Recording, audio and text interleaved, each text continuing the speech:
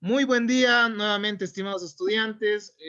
En nuestra anterior clase nosotros hemos comenzado con el análisis de algunas generalidades y de la relación jurídica. Nosotros hablábamos el momento de comenzar esta temática del derecho y sus clasificaciones, ¿no? Del derecho y sus clasificaciones. Veíamos por qué motivos se ha realizado esta distinción, cuáles son los criterios que permiten dividir el derecho público del derecho privado, y decíamos que uno de los criterios es el interés. Cuando hablamos de derecho público, hablamos de interés colectivo. Cuando hablamos de derecho privado, hablamos de intereses particulares. El segundo elemento son las relaciones que se dan entre las personas. En el derecho público hay una relación entre el Estado y el ciudadano. Y en el derecho privado hay una relación entre particulares. Y además en el derecho público habría esa relación más vertical, habíamos dicho, ¿no? Y en el derecho privado una más horizontal, de igualdad. Finalmente hemos dicho que uno de los criterios también que diferenciarían a estas ramas es justamente el de la estructura de la norma. La norma jurídica de derecho público no se podría modificar por ningún motivo. Y la norma jurídica de derecho privado permite que los particulares podamos decidir ciertos aspectos, es decir, podamos disponer, ¿no? Hay un ámbito de libertad.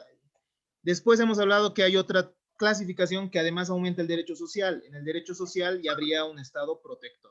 Y hay una tercera perspectiva que nos dice que el Estado es el que genera las normas, y por ese motivo es que no habría una diferenciación entre derecho público y privado.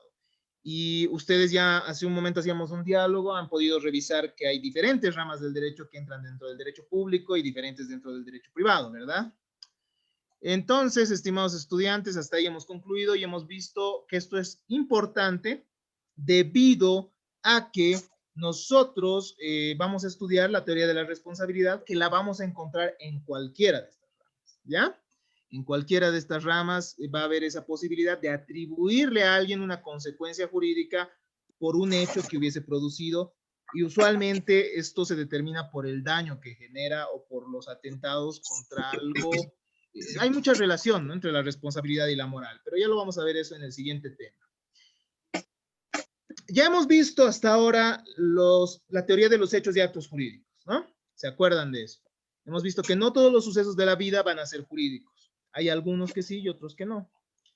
Aunque bueno, a veces sea muy injusto, ¿no? Hay algunos aspectos que no contempla el derecho, lamentablemente. Y hay hechos, actos, negocios jurídicos. Esos hechos, actos y negocios jurídicos que se van a dar en todas estas ramas del derecho van a generar una relación jurídica. Eso es importante que nosotros lo comprendamos. La relación jurídica es una relación de la vida real que está prevista por la norma jurídica y en la cual van a haber siempre dos personas, ¿no? Uno que puede exigir algo y uno que tiene que desempeñar algo en favor del otro. Es decir, uno que tiene que tener cierta conducta en favor del otro. Por ejemplo, ¿no? Habíamos dado varios ejemplos cuando hablábamos de la teoría de los hechos y actos jurídicos. Por ejemplo, imaginemos Valerie tiene su autito. Cuando ella es propietaria de ese autito, todos nosotros somos sujetos pasivos. Eso vamos a ver en un momento más. Ella es sujeto activo porque tiene una facultad, ¿no?, sobre el auto, y nosotros somos sujetos pasivos porque tenemos que respetar ese derecho propietario. Entonces, tenemos que abstenernos, ¿no?, de entrarnos a su auto e irnos a dar un paseo, porque ella es la propietaria. De igual manera, ella tiene derecho a la vida y nosotros nos tenemos que abstener. Pero a veces no solo es abstenerse, ¿no? A veces es realizar una conducta positiva. Por ejemplo, Valerie me presta dinero. Entonces ella se va a convertir en sujeto pasivo, digo activo, y me va a poder exigir que yo le devuelva ese dinero. Entonces surge también ahí una relación jurídica. Entonces las relaciones jurídicas son muy amplias, ¿no? Por ejemplo, en el derecho tributario, el sujeto activo es el Estado y el sujeto pasivo es el contribuyente, que tiene que pagar los impuestos, ¿verdad? Entonces siempre va a haber relaciones jurídicas a lo largo del derecho.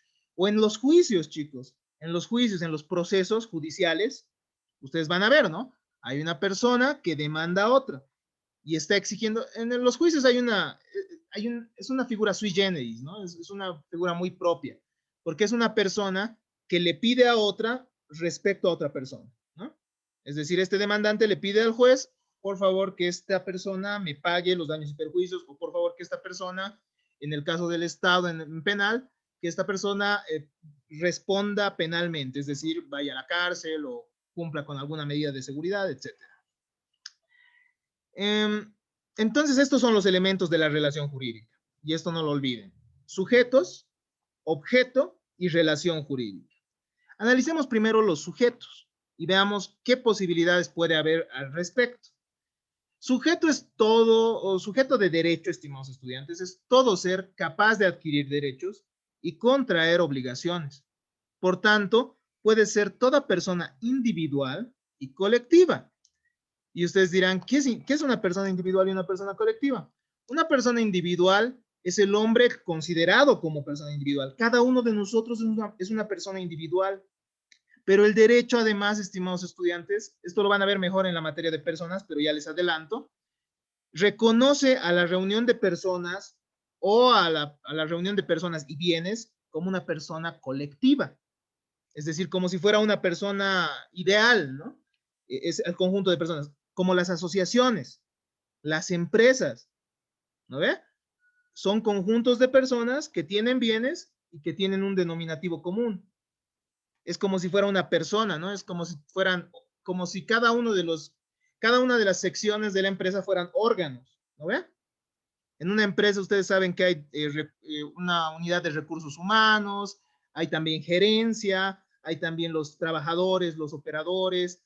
Entonces, es como si cada uno fuera un órgano de una persona grande, ¿no ve? ¿No ve? Entonces, es similar. Entonces, el derecho reconoce también a ciertas personas, a ciertos conjuntos de personas como personas colectivas. Y eso es diferente, ¿no? De la persona natural. Esas personas colectivas, esas empresas, por ejemplo, esas asociaciones, tienen sus propios derechos, les cuento. Sus propios derechos. Incluso y pueden extinguirse también, ¿no? Por diferentes motivos. Entonces, estimados estudiantes, en la relación de derecho, puede suceder que estemos ante una persona individual o colectiva, sea sujeto activo o pasivo. Por ejemplo, una empresa se puede endeudar, ¿no ve? El gerente va a ir el representante y te va a decir, por favor, préstame porque necesito capital y tengo que, no sé, necesito realizar una inversión. Entonces quiero que me prestes el dinero. Entonces yo le digo, a ver, ¿te presto a ti o le presto a tu empresa? Y él puede decir, ya, préstale a la empresa. ¿No ve? Y la empresa es una persona diferente a él y es una persona colectiva, porque son varios socios, digamos, podría ser. Entonces, en el derecho intervienen tanto personas naturales como nosotros, cada uno de nosotros, o personas colectivas. Y esto lo van a profundizar un poquito más cuando vean la materia de personas. Para satisfacer sus intereses, las personas, estimados estudiantes, usualmente ejercen sus derechos por sí mismos, ¿cierto? Nosotros cuando queremos comprar, tenemos hambre, nos vamos a comprar un pollo, ¿no? Esa es una relación jurídica, una compra-venta. Entonces, obviamente es una relación económica, pero es reconocida por el derecho, que es la compra-venta. Entonces, tenemos hambre y nosotros por nuestra cuenta vamos y nos compramos, ¿verdad? Pero puede suceder, y esto es importante tomarlo en cuenta, y además puede suceder que nosotros no lo hagamos por nuestra cuenta, sino que alguien nos represente, ¿verdad? Esto se da, no sé si ustedes han escuchado el caso de los apoderados en los juicios, ¿no? Personas que no tienen nada que ver en el juicio, pero que van a ingresar al juicio en nombre de otro. Entonces puede ser también que en la relación jurídica intervengamos mediante un representante. Por ejemplo, yo tengo mi casa, ¿no? Y digo, quiero venderla, pero voy a viajar. Entonces le diré a Liz que por favor sea mi apoderada y ella se encargue de realizar todos los negocios. Le doy un poder y ella me representa en el negocio, en la relación jurídica. ¿No ve?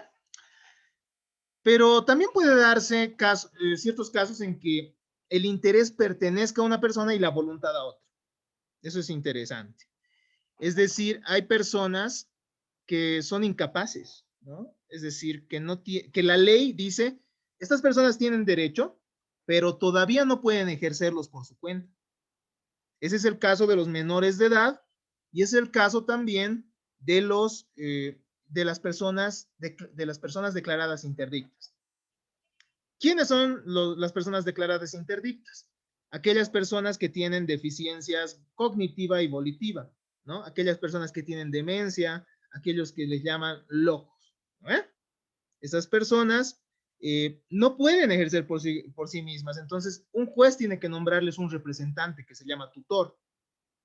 Y puede ser que estas personas que han quedado dementes, que han quedado con problemas de conocimiento y de voluntad, no lo tengan bienes, ¿no? Entonces el tutor va a tener que administrarlos. Ellos no van a poder por su cuenta. De igual manera, hay niños que tienen bienes, ¿no? Pero no pueden ejercer la venta sobre esos bienes que tienen, no pueden ejercer facultades extraordinarias, entonces los representarán sus padres, según el Código de las Familias, ¿no? Entonces la relación jurídica no siempre está compuesta por dos personas directamente necesariamente, a veces lo hacen mediante sus representantes. En caso de personas colectivas, por ejemplo, en las asociaciones, las fundaciones, lo que les decía, ¿no? Esos conjuntos de personas, sería absurdo que vayan todos, ¿no? Toda la asociación de comerciantes minoristas de algún mercado a hacer el negocio y firmar, ¿no? Ellos tienen un representante. Entonces, en la relación jurídica, ellos van a obrar, o sea, van a actuar mediante sus representantes. Los sujetos pueden ser individuales, ya hemos dicho, colectivos.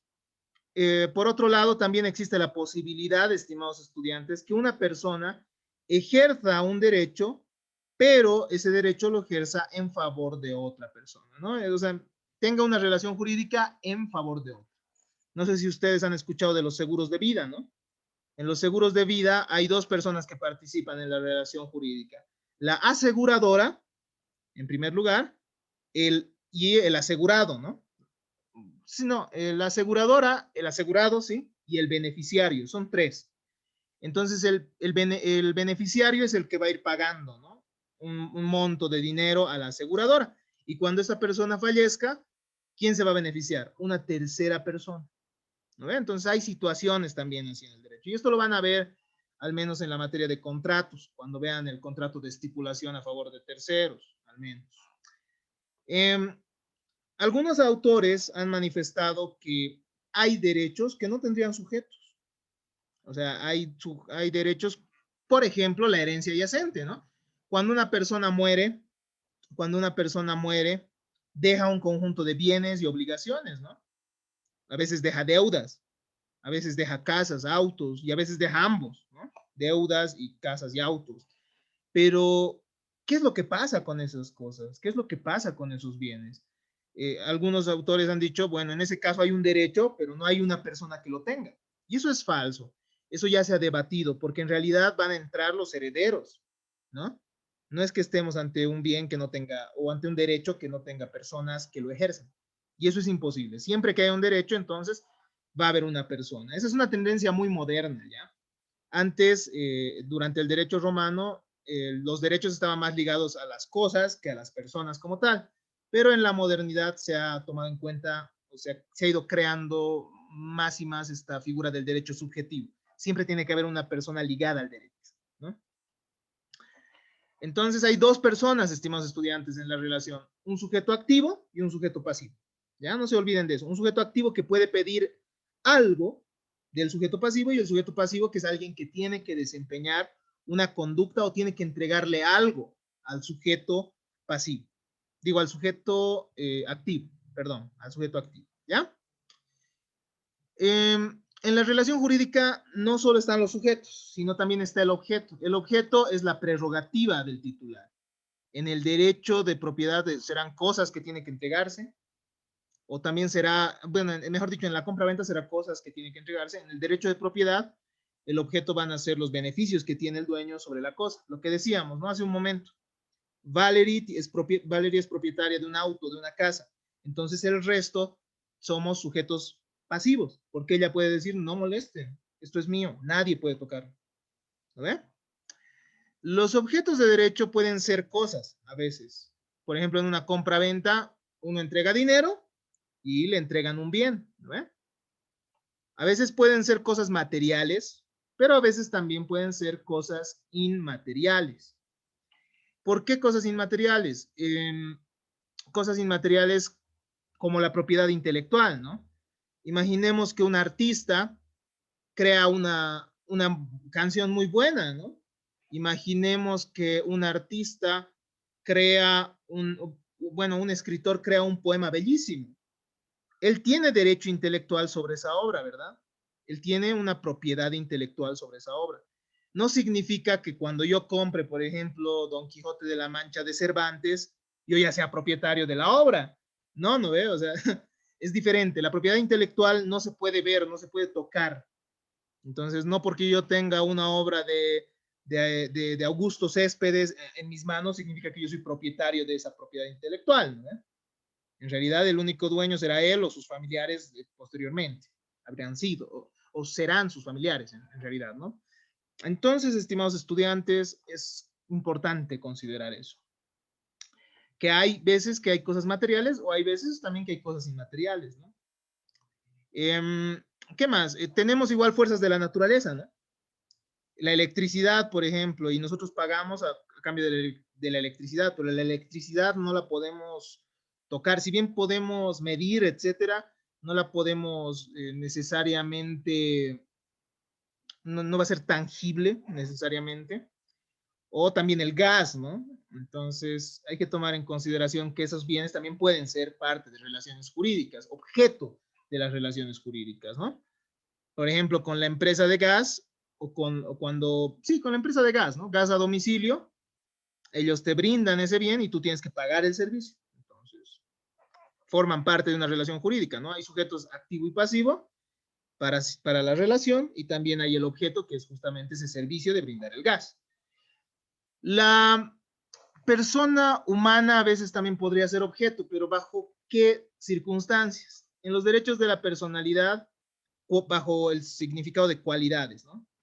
Nosotros tenemos derecho a la vida, tenemos derecho al honor, tenemos derecho a ver, imaginemos, a la imagen, tenemos derecho a la actividad física, tenemos derecho a la salud, tenemos derecho a la integridad corporal. Así, hay varios derechos que están reconocidos y que los van a ver mejor en la materia de personas. Pero estos derechos no tener estos derechos no significa que el objeto de la relación jurídica seamos nosotros. ¿Me entienden? En realidad estas son cualidades, ¿no? Cualidades que tenemos. Yo veo que Valerie está viva en este momento, es una cualidad de ella, ¿no ve?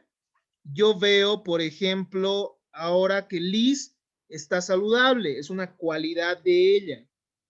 Yo veo que Fernando sé que Fernando debe tener una reputación en casa, debe tener una reputación ante sus amigos, debe tener una reputación ante su círculo de colegas de trabajo, tal vez. Y eso es una cualidad que él tiene, ¿cierto? Entonces es importante considerar aquello. Hay ciertas cualidades que tenemos y esas cualidades son las que forman objeto de la relación jurídica. No es la persona en sí misma, la persona no podría ser objeto, dicen, de relaciones jurídicas, ¿no? También hay ciertas situaciones en las cuales otras personas, o bueno, ciertas potestades o no potestades, ciertos derechos respecto a ciertas personas pueden formar objeto, ¿no? De la relación jurídica, como la autoridad paterna, la autoridad materna. Ustedes han debido ver, ¿no? Que cuando los padres se separan alguna vez, tienen que acordar con quién se quedan los hijos, ¿no? No es que estén acordando con quién se quedan los hijos necesariamente, sino quién va a quedarse con la autoridad o con la guarda, se llama, que igual es una figura jurídica. También a veces, estimados estudiantes, uno puede transferir derechos. O sea, uno puede, no transferir, sino que dentro de la relación jurídica puede haber derechos. Cuando yo tengo un bien que está en prenda y le digo yo vendo el crédito, ¿no? Y le digo, Valerie, te cuento que Fernando me ha dejado su celular como prenda y me debe 200 bolivianos, 300 bolivianos. ¿Sabes qué? Ahorita necesito 100 pesos urgente, entonces te vendo ese crédito, toma la prenda toma esto y tú le cobras los 300 bolivianos porque necesito urgente de verdad. Entonces puedes vender un derecho, ¿no? El derecho que yo tenía de cobrar, te lo estoy vendiendo a ti y con la correspondiente prenda, digamos, ¿no? Entonces hay esas circunstancias. El derecho, la vida del ser humano es muy amplia, ¿no? La vida humana en sí es muy compleja, estamos llenos de relaciones de las más diversas. Entonces, la idea es comprender muy bien el derecho para ver cuándo entra en estas circunstancias, ¿no ve? Cuándo estas circunstancias, mejor dicho, pueden adecuarse al derecho. Los autores manifiestan, algunos autores han manifestado que existirían derechos sin objeto, como los derechos de la personalidad, pero cuando uno revisa, por ejemplo, a Francesco Messineo, un gran autor italiano, ya se da cuenta que en los derechos de la personalidad, les había dicho, lo que se protege no es a la persona, ¿cómo diríamos? El objeto no es la persona como tal, sino sus cualidades, ciertas cualidades que tiene la persona. Y eso es lo que se está protegiendo. Ese es el objeto, digámoslo así, de la relación jurídica. Entonces, lo que se está protegiendo es esa cualidad, y esa cualidad nadie te la puede desconocer, ¿no? Y así hay varias relaciones jurídicas. Finalmente, está la relación jurídica propiamente dicha, estimados estudiantes. Es la relación de la vida real que está regulada por el derecho. Entonces, como les había dicho en un principio, ¿no? Cuando veíamos la teoría de los hechos y actos jurídicos, las relaciones de la vida de los seres humanos, no entran al mundo jurídico si es que no están previstas en una norma jurídica, ¿no? Al menos sí se tendrían que poder adecuar. Entonces, la relación jurídica va a ser tal siempre y cuando esté regulada por el derecho, siempre y cuando se trate de una relación que se da en la vida real que se regule por el derecho. Es necesario entonces que existan dos elementos, una relación cualquiera de la vida real y posteriormente que esa regulación, mejor dicho, esa relación sea regulada por el derecho positivo, es decir, por las normas jurídicas. Para Planiol, estimados estudiantes, una relación jurídica no podría existir entre una persona y una cosa. Eso sería un contrasentido. Por definición, todo derecho es una relación entre personas. Sin embargo, cuando vean ustedes la materia de bienes, o sea, los derechos de propiedad que tenemos a veces, una hipoteca sobre una casa, o a veces tenemos usufructo, o a veces tenemos copropiedad, etcétera. En el derecho en derechos reales, o sea, que es esa materia sobre los derechos que pueden recaer sobre las cosas, ustedes van a ver que sí también hay una especie de relación con la cosa en ese lugar, porque uno puede explotarla, uno puede alquilar la cosa, uno puede venderla, entonces sí hay una relación, ¿no? Entre la persona y la cosa, pero además hay una relación con las otras personas, eso ya lo van a ver en su momento. Otros autores nos dicen que también existen relaciones entonces entre propietario y cosa o entre poseedor y cosa, lo que les había dicho hace un instante, pero eso lo van a profundizar más posteriormente. La relación jurídica, y eso es lo importante, ¿no? Entonces, estimados estudiantes, tiene un sujeto activo que tiene una determinada facultad, un sujeto pasivo que está constreñido a cumplir una conducta y tiene el objeto. En los derechos reales, el sujeto pasivo es todo el mundo. Cuando uno tiene un derecho sobre una cosa, es todo el mundo que tiene que respetar ese derecho. Y en los derechos personales de crédito u obligacionales, es decir, en otras palabras, en las deudas, un poco más fácil, el sujeto activo es el acreedor y el sujeto pasivo es el deudor. Y el objeto es una prestación, ¿no? Del deudor, es decir, que tiene que dar a veces tiene que hacer algo y a veces tiene que no hacer algo. Ustedes van a ver que la deuda no siempre es deuda de dinero. Uno a veces tiene deudas de cosas, ¿no? Por ejemplo, una compra-venta. Yo le compro a Liz una casa que ella vende y yo le pago ya el dinero. Ella entonces se vuelve endeudora. ¿De qué? De la entrega de esa casa. O supongamos que Edilson tiene una reconocida orquesta de cumbia, ¿ya? Imaginemos, entonces yo le digo, Edilson, tú vas a amenizar mi boda o mi cumpleaños y yo te pago por el servicio. ¿No? Yo ya te he pagado, digámoslo así, pero tú eres deudor del servicio, de cosas, de hacer algo, ¿me entienden? Entonces a veces puede ser dar, hacer o no hacer. Y a veces también podemos nosotros comprometernos a no hacer algo, ¿no? Imaginemos un trabajador de Pollos Copacabana, ¿no? Cuando ese trabajador de Pollos Copacabana entra a trabajar, le hacen firmar un contrato en el cual él no tiene que divulgar la receta que se usa, ¿no ve? Y ahí estamos ante una prestación de no hacer. Entonces es un deudor, digamos, de no hacer algo. Tiene que abstenerse de hacer algo. Entonces, estimados estudiantes, en la relación jurídica la podemos resumir de la siguiente manera, en este esquema, ¿no? Un sujeto activo, que ya hemos visto que puede ser una persona natural o jurídica. Las personas jurídicas, habíamos dicho, son las personas colectivas. También son llamadas personas ficticias. También son llamadas personas morales por el derecho. Este sujeto activo tiene derecho a exigir una conducta del sujeto pasivo. Y por el otro lado tenemos el sujeto pasivo, que también puede ser una persona natural o jurídica.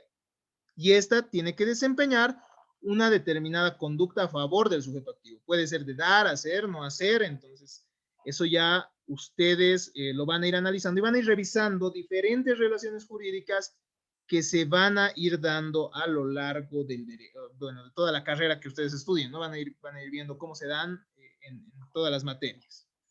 El objeto es la prerrogativa del titular, es decir, lo que puede exigir el sujeto activo. Y la entidad es la entidad material también, o inmaterial, sobre la cual existe un interés, ¿no ve? Lo que se tiene que entregar, o, ¿cómo diríamos? Sí, lo que se tiene que entregar en una relación, ¿no? A veces son cosas, entonces, el objeto de la relación jurídica. Y la relación jurídica, estas lineecitas que enlazan todo esto, estas flechitas que ustedes ven en este esquemita, son la relación jurídica, es decir, tiene que haber una norma que regule esto y que lo reúna todo esto, ¿no? Reúna a los sujetos y al objeto. Si la norma jurídica lo establece, entonces estamos ante una relación jurídica. Hasta aquí entonces la finalización de nuestro primer tema de la materia. Espero que les haya gustado y si tienen alguna duda, estoy presto a que podamos dialogar al respecto. Y si tienen también algún aporte, siempre es bienvenido. Muchas gracias.